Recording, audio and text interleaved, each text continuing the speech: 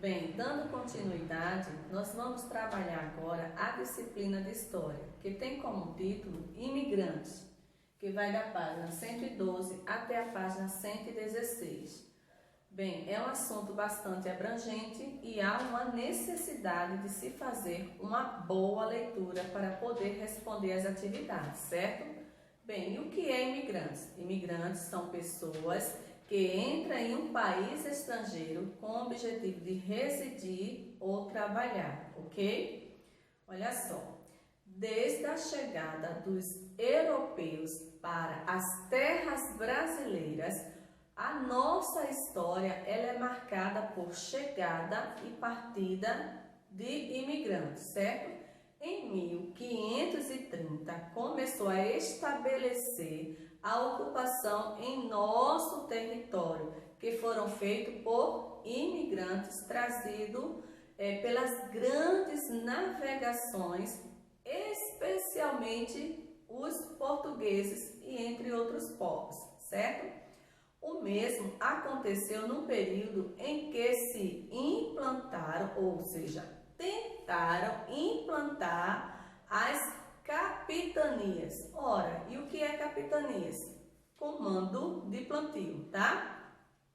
Mas notadamente com imigrantes africanos que foram trazidos aos milhares como escravos. Lembra da aula que nós estudamos sobre a cultura africana, que os negros eles foram trazidos, como escravo para plantar, ou seja, para trabalhar nas fazendas de café, cana-de-açúcar, na extração do ouro. Lembram? Então, por isso que a formação da nossa população, ela estabeleceu a partir da miscigenação. Ora, e o que é miscigenação? Miscigenação é mistura de povos.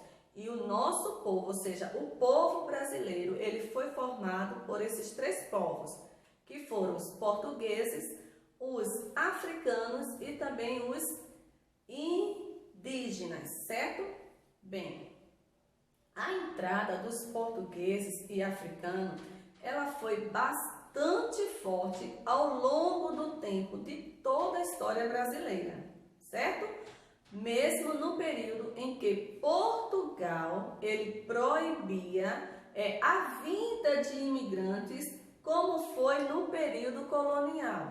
Ora, e o que foi o período colonial? Bem, foi uma época em que os portugueses eles tiravam as riquezas da nossa terra, tá? Como ouro, matéria-prima, e levava para Portugal, certo? E com isso gerar riqueza para eles, tá bom? Então, esse é um processo colonial, tá bom? Ou seja, o período colonial. Bem, o processo de imigração no Brasil, ela foi caracterizada por três períodos da escravidão. Então, agora nós vamos conhecer esses períodos, tá bom? Então, entre eles nós temos o período da auge da escravidão, certo? Ora, e o que foi esse período do auge da escravidão? Bem, está marcado pelo período da chegada dos portugueses até 1850, quando proibiu-se o tráfico. Milhares de africanos chegaram ao Brasil como escravos e muitos europeus para viver em nossas terras, tá? Bem, outro período, que foi o período do declínio da escravidão. Então, esse período, ele ocorreu no período da proibição do tráfico, em 1850, e a extinção da escravidão, tá? Ou seja, quando estava acabando a escravidão, em 1888, e está marcado por medidas em que sinalizavam a abolição, que no caso nós tivemos as três leis: a lei do ventre livre, a lei do sexagenário e, por fim, a lei áurea, certo? O outro período, então nós temos aqui a extinção dos escravos.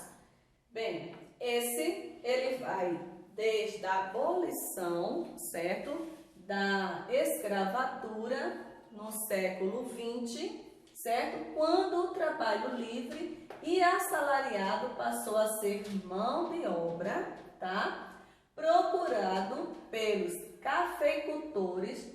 Por isso, o crescimento de imigrante foi muito grande, ok? Então, ele foi marcado, ou seja, caracterizado por esses 3 períodos, certo?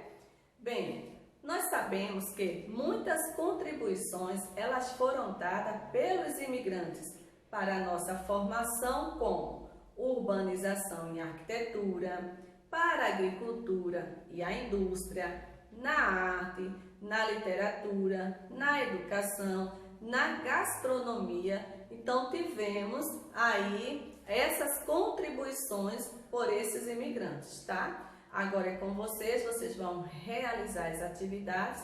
Lembre-se de ler com bastante atenção todo o conteúdo, certo? Tchau, tchau e até a próxima aula.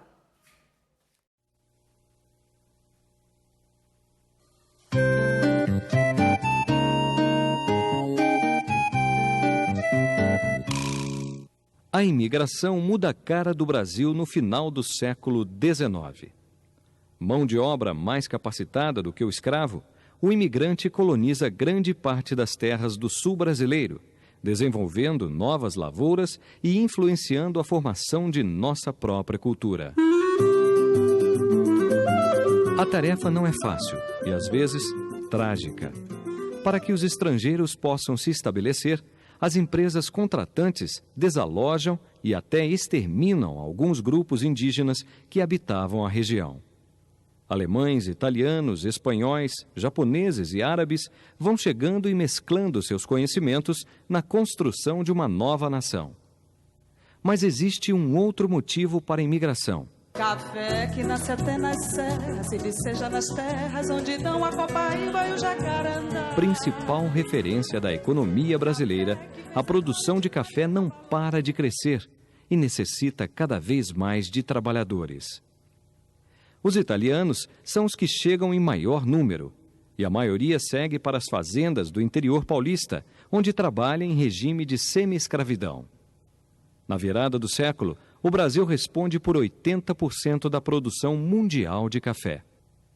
Os fazendeiros enriquecem e a cidade de São Paulo se transforma, criando novos bairros para abrigar a riqueza emergente.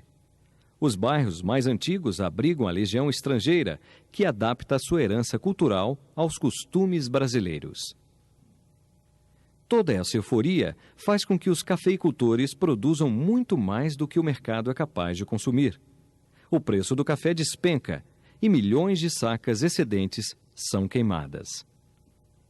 A crise, no entanto, é contornada pela política governamental do café com leite, que alterna a presidência da República entre paulistas e mineiros e defende os privilégios de suas oligarquias.